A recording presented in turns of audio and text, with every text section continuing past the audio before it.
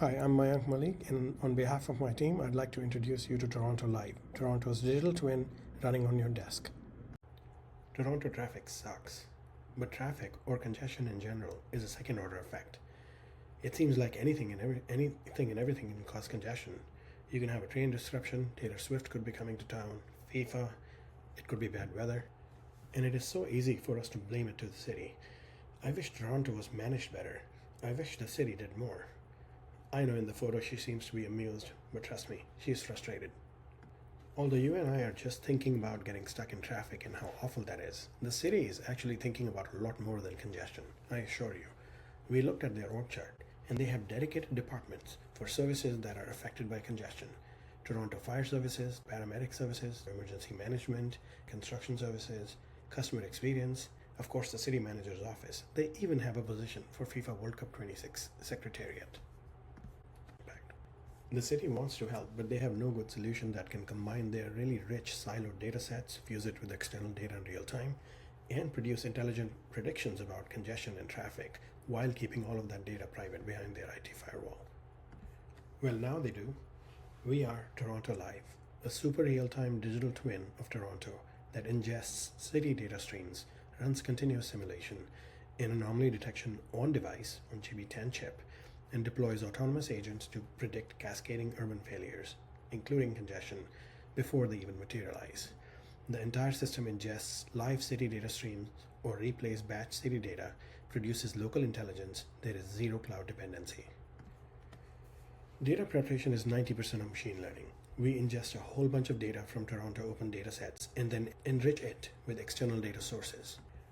We built a really complex 6-layer system architecture to make this happen and make it as easy as possible for the end user and as reliable as our predictions can be.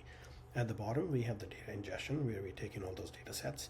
We process the data streams using Apache Kafka.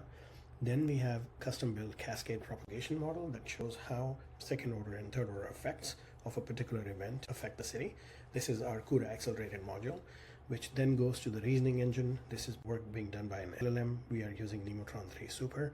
Finally, we orchestrate LangGraph agents and then show all those cascading effects in the visualization layer. This is a more detailed view of the architecture for those of you who want to pause the video and see those details. So this is the digital twin of City of Toronto.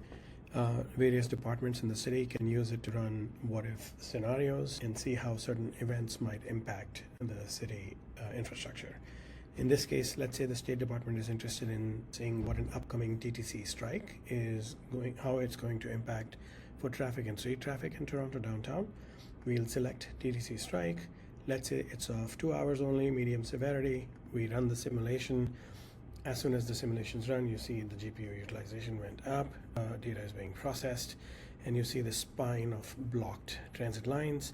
At the same time, a forecast timeline is running, and every 1 hour, there's a discrete calculation that's going to combine this with other data sets to see how street traffic is going to worsen because of absence of trains running, and also how the foot traffic is going to worsen because of absence of trains. It was a 2-hour event, so we expect to see the peak of those cascading effects at around 2 hours. We see it's getting worse here. And as time passes and trains start running, that impact should dissipate somewhat. So we're coming up to a 3-hour mark, and we see that now that the trains are running, people are starting to take more trains. On this side, you can see an AI incident brief. So there was a complete TTC network shutdown affecting all 4 subway lines with 149 surface routes. Estimated 1.8 million riders were displaced, and we kind of see that simulation running in this screen.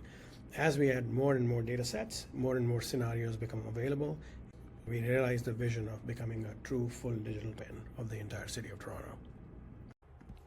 Going back to the slides, we wanted to highlight the NVIDIA AI stack that we use in the project. One, of course, we use Nemotron 3 Super, latest for LLMs, or for the GPU accelerated breadth first search. On the Toronto City Graph, we ended up using cuGraph to be able to demonstrate how you can take straight up Python code and be able to parallelize it. And finally, of course, we built the entire thing on GB10. A quick introduction to the team behind the work. Nikita worked on front end and really exciting simulation and the user experience.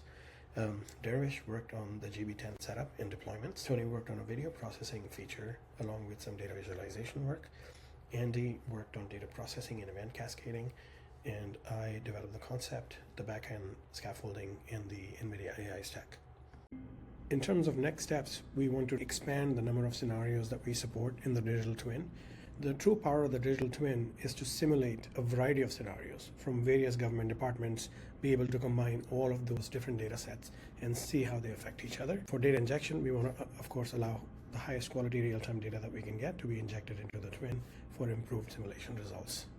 Here's a concrete example of what enhancements look like. One of the things that we started working on already but weren't able to fully integrate into our UI was to ingest real-time feeds from street cameras, and this would help us refine our congestion modeling, for instance. I think the hardest part of this project was understanding the data and working with it. The NVIDIA AI stack was, pretty easy to work with. So we've listed a couple of things that we ran into that ended up taking a lot of time. Some data feeds were dead. For instance, GTFS static data comes as a zip and had to be converted to GeoJSON. The Open Data Toronto Python SDK has no Arch 64 wheel. The Rapids CUDA 12 image is no longer there.